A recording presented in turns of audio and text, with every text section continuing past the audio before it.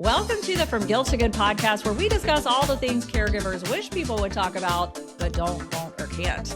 Hi, my name is Jeanette Yates. I'm the founder of The Self-Caregiver. I cared for my own mother for several decades and now help caregivers set boundaries and use simple tools that make care and life easier so they can feel good, not guilty. Today's guest is Susie McNamara. She is a speaker, caregiving and grief advocate, and the author of The Silkworm, The Magician, and The Sister Tree, a deeply human exploration of caregiving, grief, faith, and enduring love. A poet, mother of four, fundraiser, lawyer, secular Carmelite, and widow, Susie writes for those navigating loss and the often invisible weight of caring for someone they love.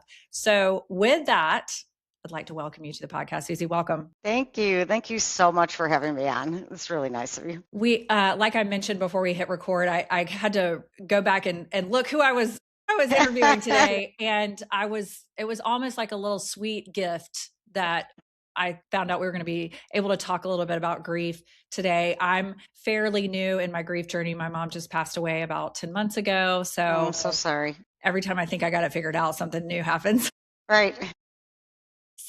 Right. But I do love talking with other caregivers, not only about their journey through caregiving, but the grief they experience both during their caregiving journey and after. So I'm excited. As hard of a topic as it is, I am just excited to get to talk with you about that a little bit. But first, I always start out by just asking our caregivers that join us here just to share a little bit about your caregiving journey, your personal story. Great. So my husband, Bob, was diagnosed with early onset Alzheimer's, a rare form of it called posterior cortical atrophy, which affects the back portion of the brain, in 2019. He lived with post-diagnosis, lived with it for 5 years before he passed away December of 24.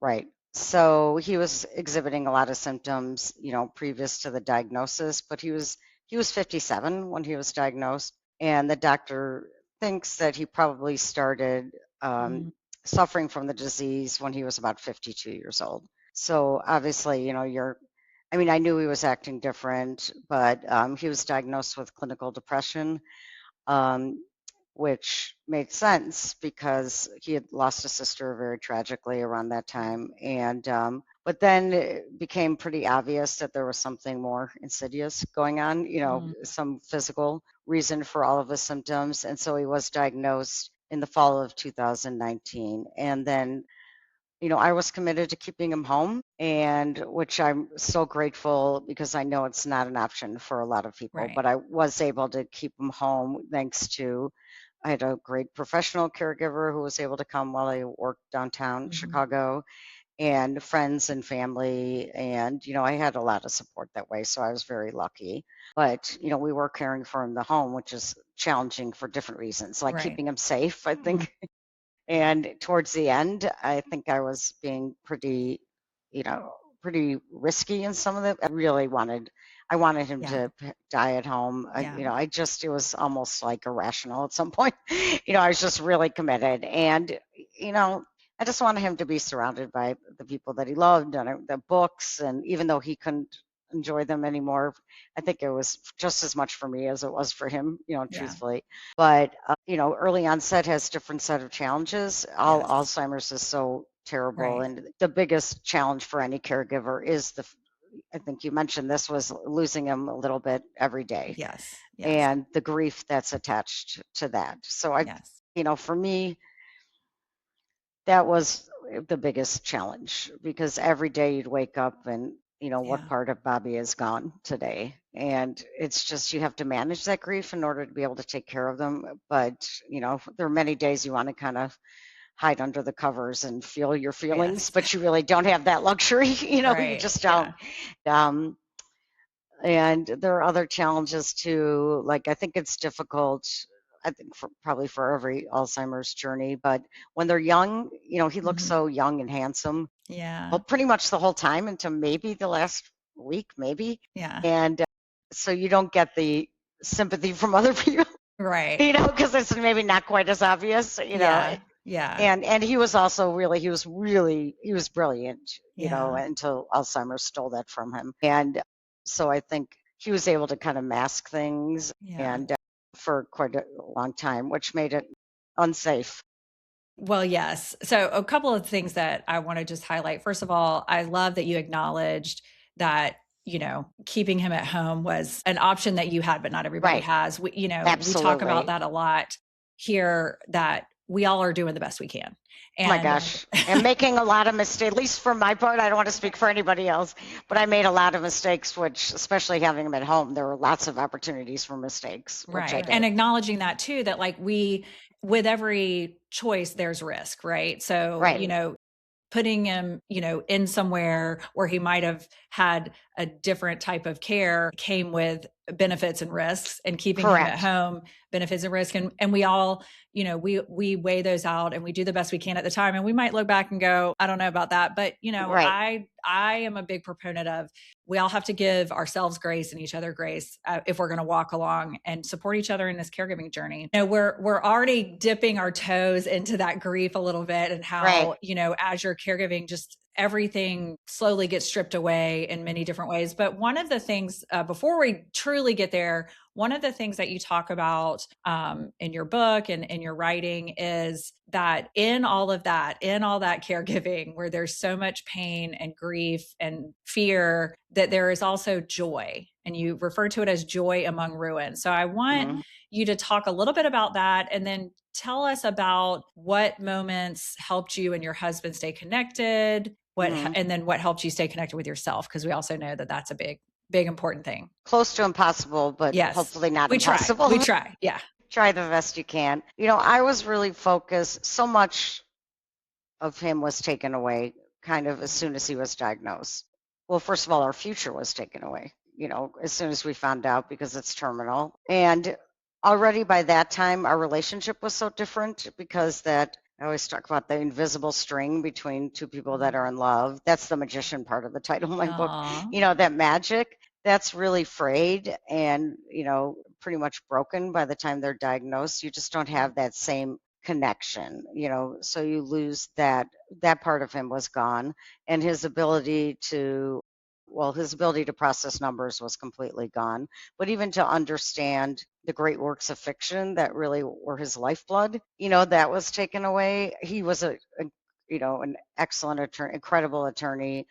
That his ability to do that by the time he was diagnosed was greatly diminished. And then he lost his job, which, many people with Alzheimer's, do. And especially with early onset, it's especially devastating, because he was in his 50s, it should be the height of his career. Right. And it was taken away. And so he was really crushed by all those losses, immediate, gradual and immediate at the same time, losses of identity. And I think there was just something that was sort of triggering me, like I have to protect him from that just devastating loss of identity that he felt. I mean, he was such the strong and silent type, and then he was crying every day. So that was scary. Yeah. And, and agonizing. And you had to manage your own exactly fear, and, and then also be there to support him in his own grief as well as yours. And I think part of it was the way I managed my fear and my grief was by like laser focusing on bringing him joy. That's all I said to everybody. Like, we are going to bring him joy. Right. And, that was challenging when he was losing his job and like all that. But I think I decided, like, every day it's an occasion for grief, but it's also an occasion for bringing some little sliver of joy. So just focusing on the daily occasions for joy helped me to sort of block out the outside world, block out that terrifying future. Yes. It's terrifying. Like, you read what it's going to be like and the stages, and you're like, I'm not going to be able to handle that. So try to block that out and focus on, okay, how am I going to make Bob happy today? And my kids were the same. And like, what am I going to do? What were some things that y'all were able to do, if you can share? We listened to, he was a big music fan, and I think music is so wonderful for Alzheimer's patients and for all of us, to be honest. And that is a way that we always connected, and the kids and us always connected, was through music.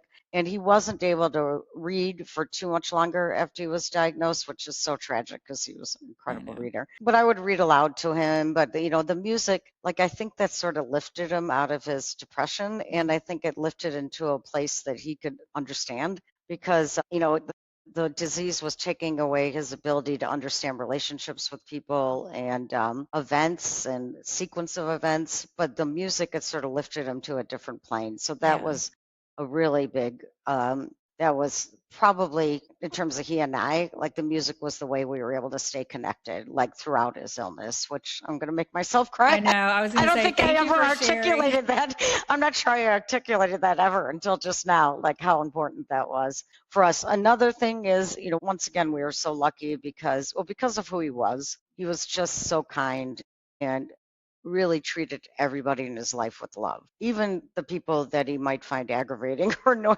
He treated everybody, but he would never say, he really did treat Right. everybody lovingly. So people just wanted to be around him because who doesn't want to be around somebody who looks at you with love all the Yeah. time, Yeah. all 100% of the time. So, he had a lot of friends, and they, especially his college and his high school friends were just amazing at adjusting to his differing needs, and it got really hard, and they would take him on weekends until it was absolutely impossible, and but they adjusted, Yeah. they cut up his food for him, these big men. Yeah. It was so cute, like Yeah.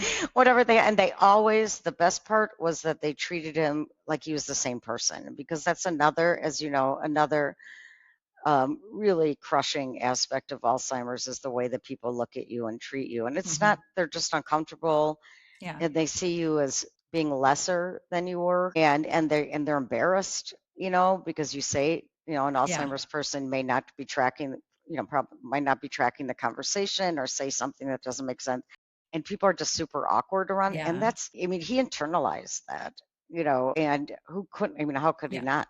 Well, and even when you start to lose a little bit of your cognitive ability, I think to hmm your point with the music, you can still feel and even remember things that you can't articulate, right? It's an immersive experience. And then even if you're not understanding everything that's going on, you can pick up the vibe. For sure. I think it's a big vibe thing, Yeah, I'm sure there's a better term, but I think we can, there's that saying like people will forget what you say, what you do, but not how you made them feel. I Exactly. mean, I think that's part of Exactly. what goes on. But you're getting to another point that I really want to talk about, because in my work with whether it's caregivers, helping them understand technology, or care tech companies that are developing technology, one of the things that I don't think there's enough conversation around, I'm trying to raise awareness for, is, the dignity and autonomy of our loved ones. And so, yes, it does get a little more difficult to think about autonomy and decision making, obviously, when someone has any type of cognitive decline. But you made such a great point of focusing on who, treating them as they are, as not, excuse me, as the person that them to be internally, not necessarily what their disease has done to them. And I think that speaks to that autonomy and dignity. And so I want you to talk a little bit more, and maybe you've already shared, but just a little bit more of why that is so important to do, is to help our loved ones remain as autonomous as possible. And when they can't be autonomous anymore, because they do need you are their hands, feet, decision making, that dignity though is still apparent. Can you talk a little bit more about how you protected your husband's worth, his sense of worth, his sense of self? Well, I mean, I think because, it's such a sudden and tragic and startling loss of identity with Alzheimer's. And I guess I felt while he was alive that as long as he was alive, we should really keep his person, his self, almost sacred, Yes. like really just always hold up who he was, to the same level as best we could. Because, I mean, human life is sacred. The love that we feel for people is sacred. It was too tragic. So much of his illness was so tragic, physically and cognitively. But what I just couldn't bear is thinking that even for a moment that he was alive, that he would not be honored and would not feel that, as being the same incredible person that he was his whole life. That was the one thing I could not bear. I accepted the fact that he was sick, that he was not going to live very long, that his sickness was going to be, pretty brutal and cruel and difficult, for him and for me. But what I could never accept, and I'm glad I didn't accept it, is that he would ever be considered to be less of the human being that he was. And that is, as long as you have that in your mind, like, we are going to honor that person. Yeah. And of course they can't, quote Shakespeare anymore to the same extent or whatever, but that person is still in there. Yeah. I mean, they are. We just have to, maybe it's like a mental thing of you have to treat them as though they're the same person. Don't degrade them by like treating, even though I would have to say, okay, now we're going to open the door. Okay, now we're going to walk over here. And now we're going to, there's still a way that I would feel about him that I really held fast to, that, this is my incredible husband, who just needs a little help right now. Right. But it's a mental trick because, it is. Well, and it probably informs, how you said we're going to walk to the door. The tone of voice. The tone. I would believe me, not 100%, because there were days. Yes. I don't know if you have done this in your own caregiving journey, but like you tell your story and people are like, "Oh, you're so wonderful, Suzy. Right. Y'all had the best," and you're like, right. "Oh, just to be clear." Exactly. Like, that's what I did. Like, I would always say, like, "Listen, just to be clear, my mom and I love each other, my ride or die." Yeah. Oh, I'm so sorry. But sometimes she told me to get out and never come back. And sometimes I said, fine, have a great day, have a nice life. And I would leave. And then, but then we would figure it out and come back together, Of course. Like, as my mom used to say, that's just family life. Yeah. Yeah. So, I thank you for acknowledging that, there's not perfection. Right. But no. I do think it's important to have that guiding light, that guiding force, that guiding principle of, what is going to be your, what informs your choices that you make for your husband, that you have to make for your husband. That's right. But you had this way of understanding your husband and relating to him that you wanted to carry through to the end. I think that's just when we have something like that, the way I thought about caring for my mom was a little bit different, but I still had that same principle of what's my goal here? What's my goal? What did she want? Even when she's arguing with me about a decision we're making, what did she really want? What has she said for her lifetime? What were her values? And then I used her values to help me make decisions when I was the one having to make the decisions. And so I think that's so important. And so I'm glad that you shared that. Another kind of, also for my kids, I thought that was really important because they lost, especially my youngest son, lost so many years of having this incredible father. And then they were watching their father, deteriorate and watching the way he was treated and I mean, how devastating for them, the dad that they worshiped, to be reduced. That was another thing that I had.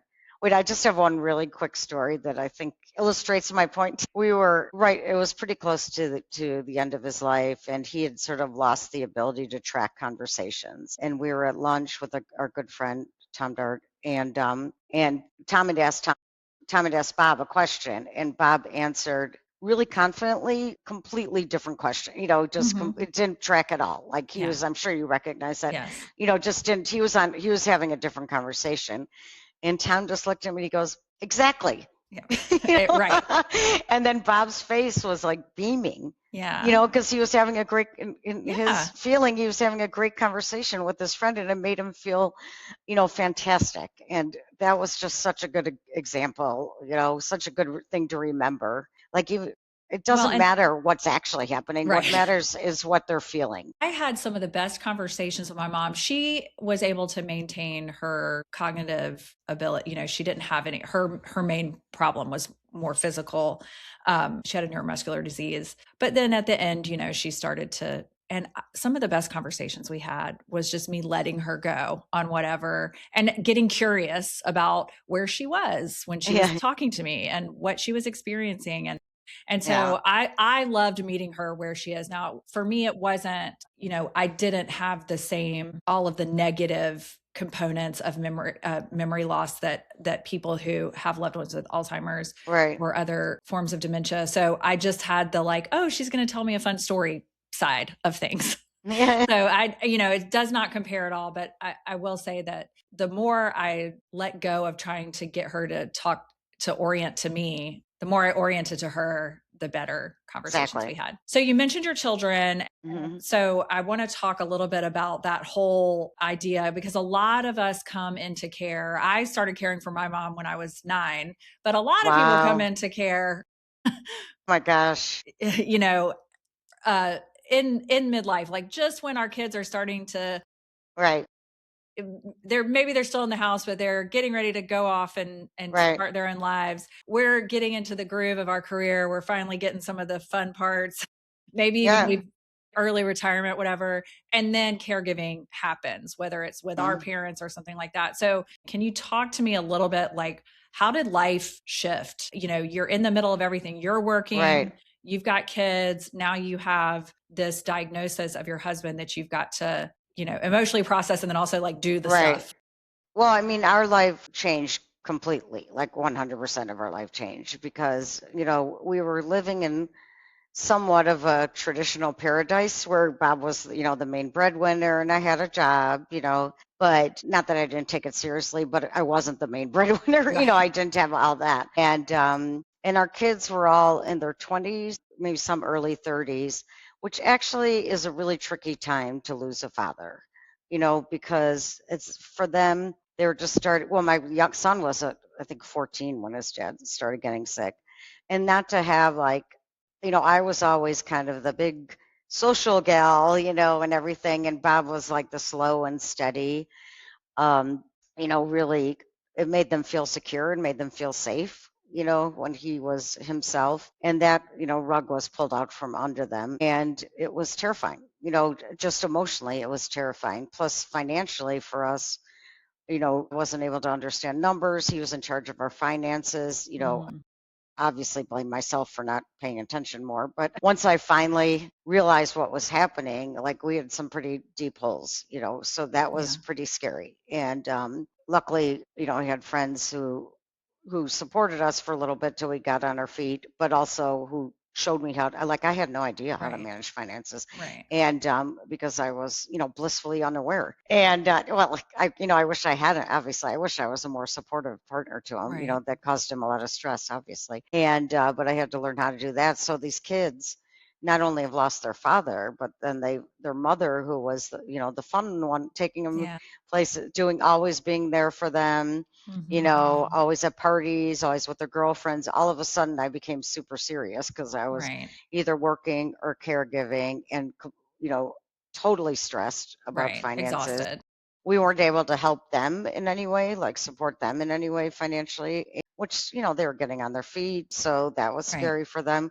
All Mhm. these things, I think probably the biggest thing, and in some ways I think this is the part that may have made me somewhat of a better person, I think, is because I was so focused on my social life, and Mhm. I'm just, a social person, but I was too focused on things going outside of the house, I Mm. would say. And then caregiving, made me focus almost, except for when I was working, the rest of the Mhm. time, completely on what was going inside of the house, and to sort of block out all the outside world and really think about who I was, obviously focused on my husband. Mhm. And I do think that made me just a more centered, a Yeah. more thoughtful, intentional person, but as is in the title of your podcast, then I would start to feel guilty. Like, did my husband have to get sick, for Right. me to become, Yeah. this better person? And I think the kids, they were all pretty terrified in the beginning, Mm. and they adored, worshiped my husband. And that they had, some real difficulty, processing it, Mhm. obviously. So I think once things kind of calmed down, Yeah. I think that was helpful for them too. I think too, probably, and I don't want to speak for them, but I can imagine that there's the grief of their father and processing all that is that. And then also there's a grief of like, I'm losing the mom that I had because she's Correct. changing. So there's a little bit of, because like my mom, we had a long caregiving journey. She just passed away Wow, it last sounds year. like, oh my gosh.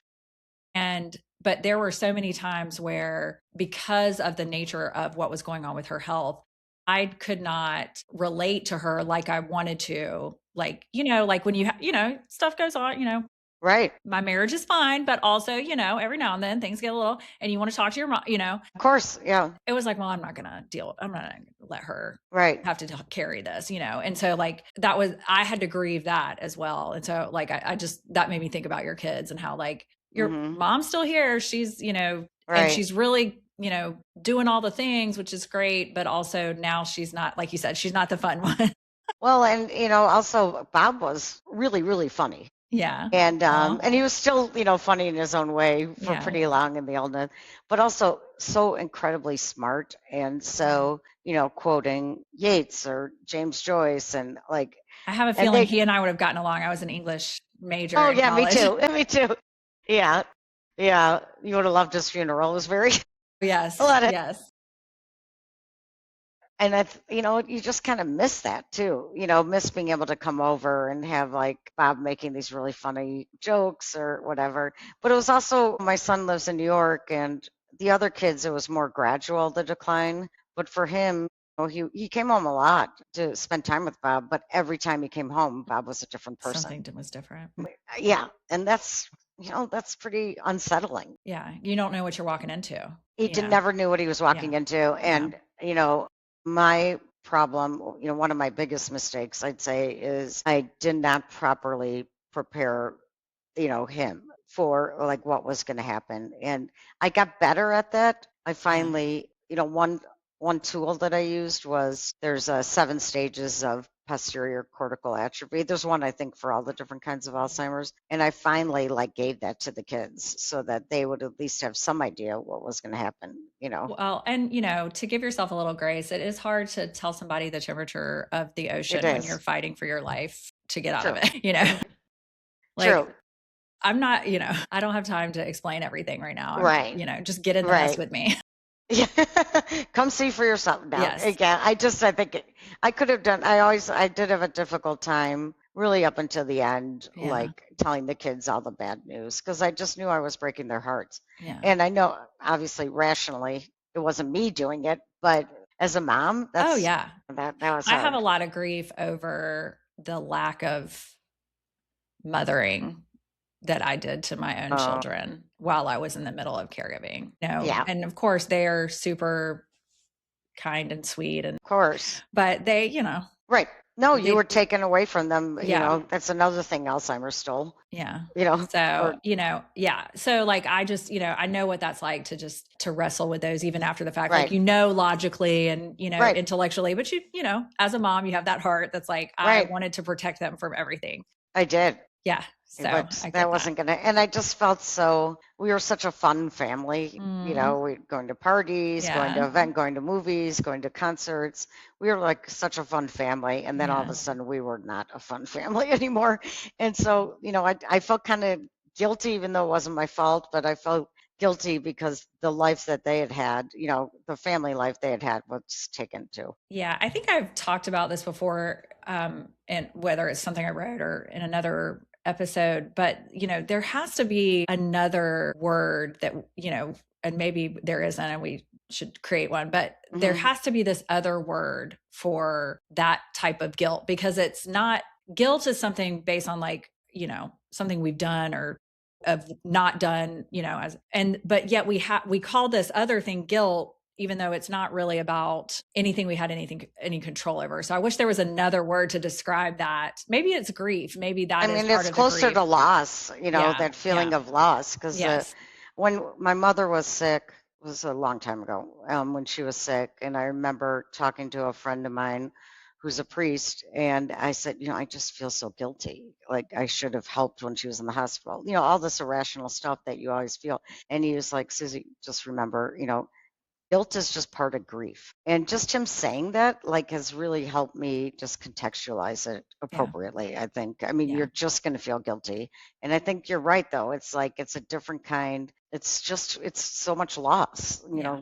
It's true. so much loss. But Well, speaking of grief, I was intrigued by the way you describe grief as a lonely sport. And so I want you to talk to us. You have some specific things that you point to as things that can help those of us who are experiencing grief survive it. And of course, we're still all surviving. Grief is something I think, I don't know, it's newer for me, but I feel like it just becomes part of the rest of your life and it just changes.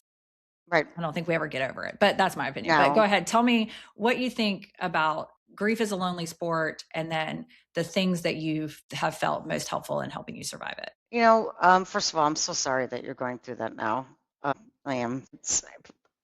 I think I've been thinking about that when I was thinking about your show yesterday. And I think to me, if you're trying to help somebody else who is grieving, is to really follow their cues and how they're feeling. Because, first of all, the whole concept of getting over, I mean, I don't want to get over my husband. I don't want to get over my sister, Right. because I want part of, in a way, grieving is also keeping them alive, like actually living in the loss of them is a way of keeping them alive. Hmm. And getting over, that just sounds, you know, horrible to me. But you do get used to the feeling. I mean, over time, you get used to that feeling. But in terms of helping others, I think you really need to, and I'm going to work on this myself, is to really follow the person who you're trying to help, follow their cues because, grief doesn't look the same way for two different people. I don't cry. I'm not a crier. I wish I could cry. My father didn't like us crying in the house. So my sister either, she wasn't either. We're just not criers.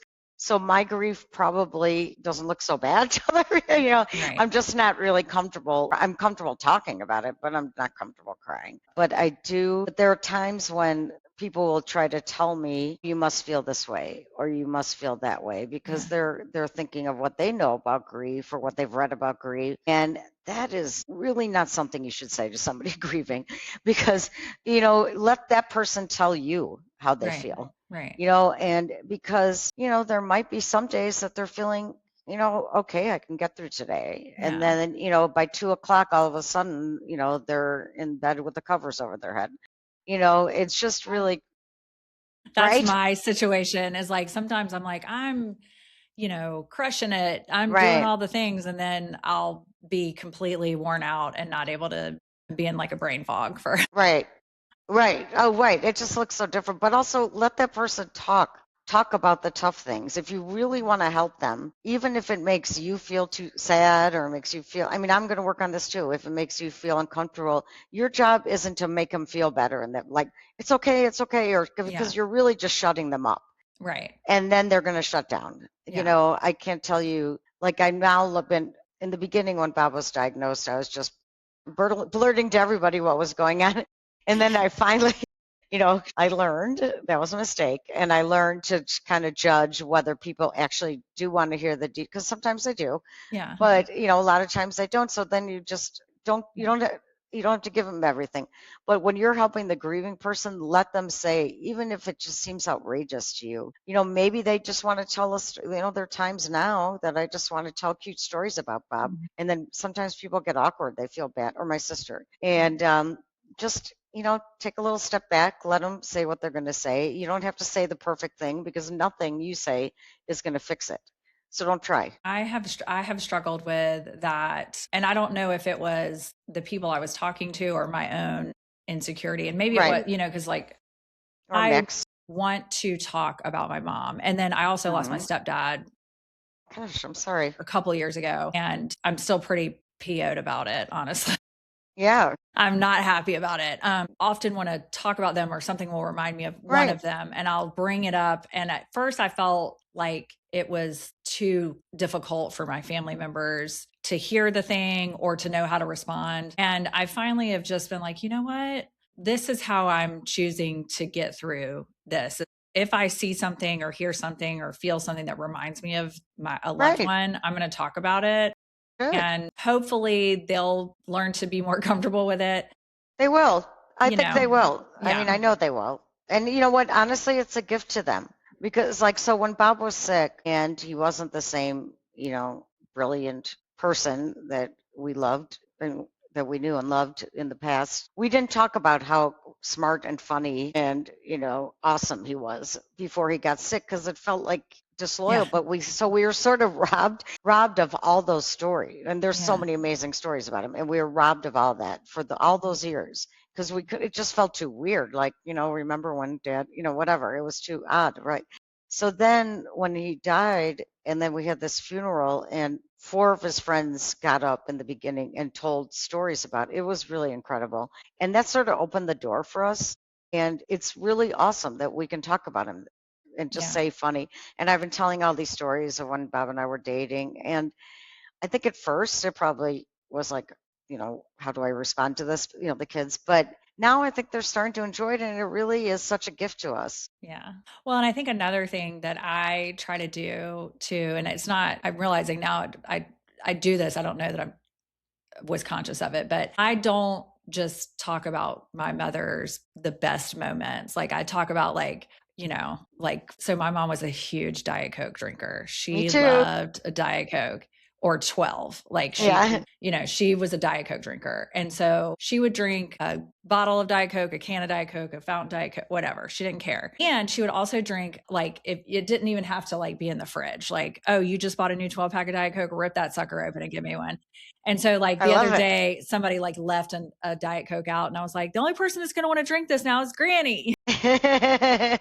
And like, so like it's not all the big things or whatever, but it's just like, it was so annoying when she was alive that like, her Diet Coke habit, you'd call and check on her and she'd be like, can you bring me Diet Coke? Can you bring? And I'm like, what? So anyway, but yeah, just the Well, you're little keeping her a real things. person. I mean, she's Yes. a real person. And Yes. I mean, that's a great way to honor her. Like, don't put her on some kind of pedestal, Pedestal. Yeah, for And sure. she's a real person. That's so nice for you too, because if she was sick for so long, isn't it Yeah. nice to kind of dig back and, think about those times when she wasn't? Yeah, and like she had her disease for so long that like Mm, she had good, she had like when she was first diagnosed, it was terrible. And then things got better. And then, they got worse. And then she went to remission. And then they found, like blah, blah, blah, back gosh. and forth and back and forth until, Yeah. last 20 years were pretty, Yeah. stressful. But, we did have a good run there were plenty of times where, we did find joy, to circle back. Good. We did It's find important. joy among the ruins, among the Right. stress, among the hard times. Right. Well, I want to get to your book. It's called The Silkworm, the Magician, and the Sister Tree. Please tell me about the title, and then we'll dive into it a little more deeper. So the silkworm refers to, I'm a big fan of Teresa d'Avila, St. Teresa d'Avila, and she uses the metaphor of the silkworm of cocooning yourself. And in her metaphor, she's using it because that way you can delve into yourself and become in union with God.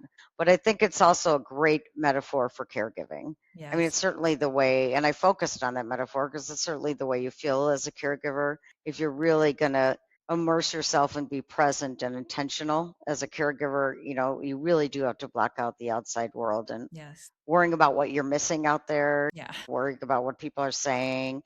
And it can really, then you can establish a relationship with the person you're taking care of that's really special. If you're blocking out all that. The magician refers to the magic between two people in love, a husband and wife, boyfriend and girlfriend, just two people in love, and two sisters.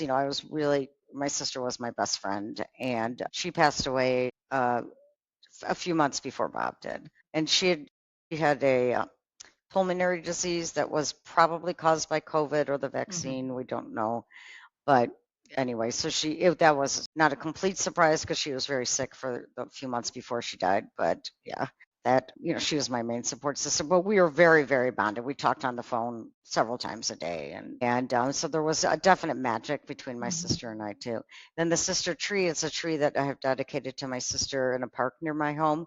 Wow. And there was a day right after she died, I really like to try to do the psychological trick of pretending it didn't happen. 'Cause I mean, Bob was really, he was just entering the last stage, and I just couldn't take, I really had a hard time, obviously, dealing with that. But I did have this. She really wanted a plaque at this tree, so I had the plaque at the tree, and I was there, and I was trying to like, I had a hard time looking at it, so I was kind of daring Yeah. myself to look. And a woman came up to me, and she's like, "I'm so glad you're here. I've been wondering, this is a younger woman." And I was like, "Oh, it's my sister. She just died a month ago." And she's like, "My sister just died too."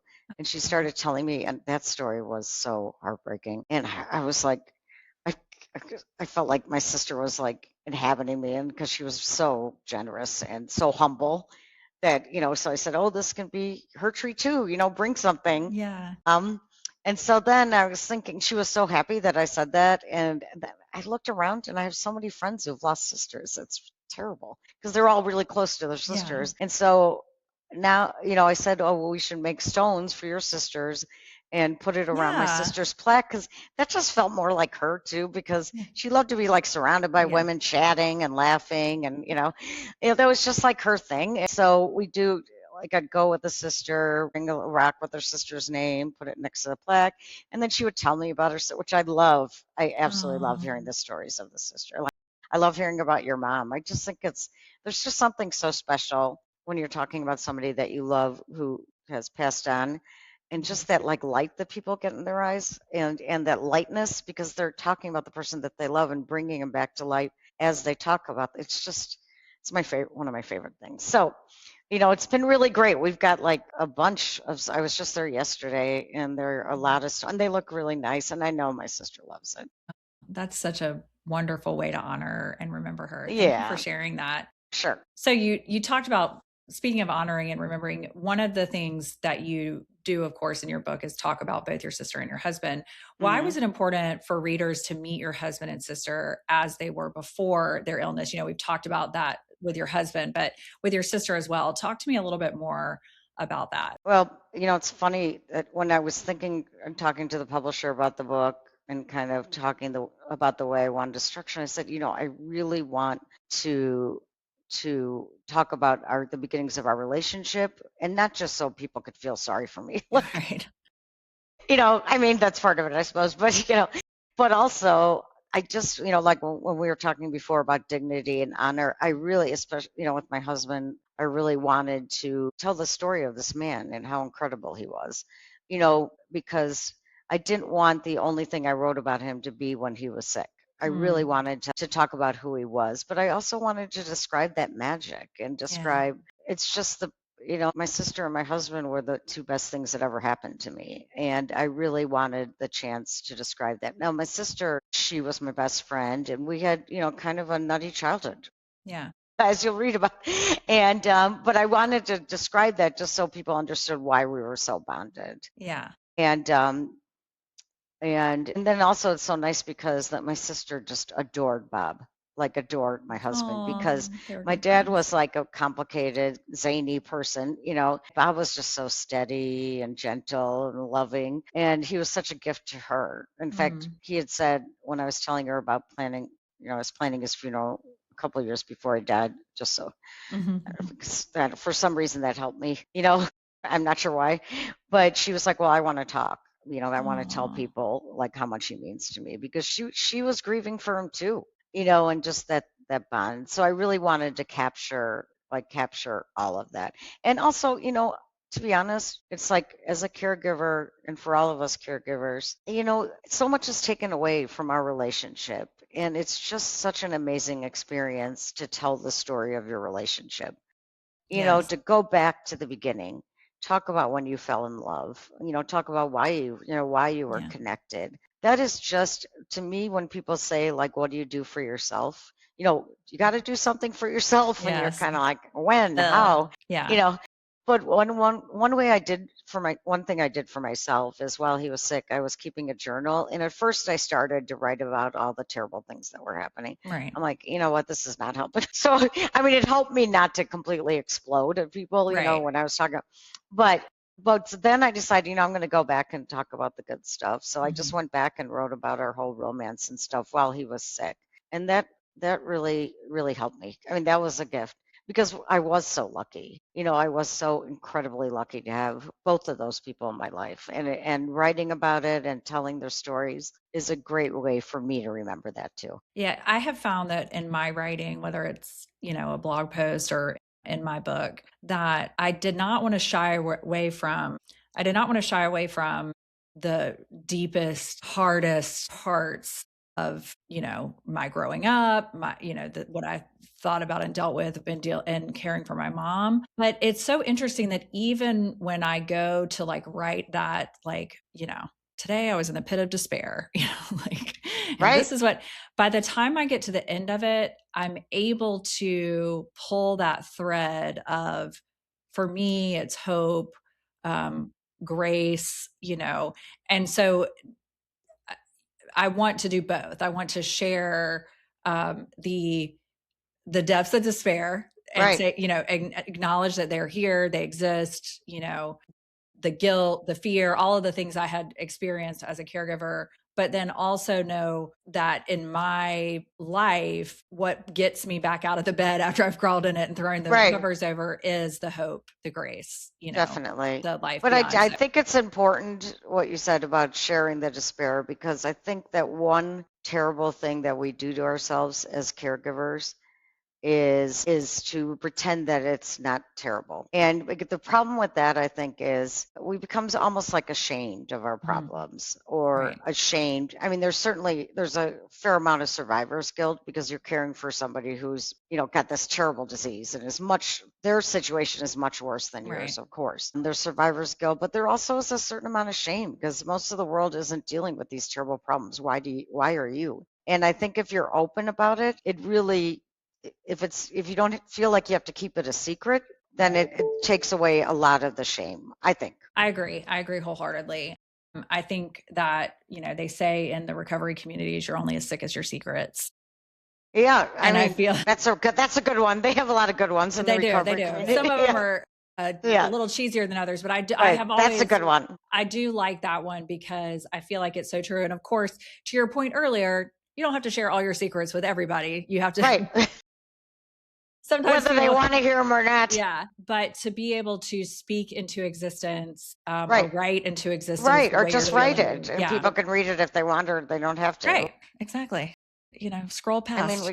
And I also think you're giving people the gift, I'm hoping I'm giving people the gift to be open about theirs, and I think I do, only because things are pretty dire in our house, and people would watch me and be like, well, if she can talk about that, then I can talk about, what my situation is. And it's such a relief when you can unload what you're dealing with internally. Agreed. Well, Suzy, thank you so much for joining me today. I want to, so if somebody wants to get your book, The Silkworm, the Magician, and the Sister Tree. Yep. Everybody thank you. Go to her website. You can sign up for her newsletter. It also tells you where to follow her on social. I will be doing that as well. So I'll link everything in the show notes. Thank you again, Suzy. Oh my gosh, thank you. I so much enjoyed this conversation. It was really great. I'm gonna have you come back. We're gonna keep talking. Good. I'd love that. And thank you for joining me today on the podcast. If this conversation resonated with you, please share it with a caregiver in your life. And if you haven't already, subscribe so you never miss an episode. You can find more resources in the show notes and at JeanetteYates.com. Until next time, feel good, not guilty.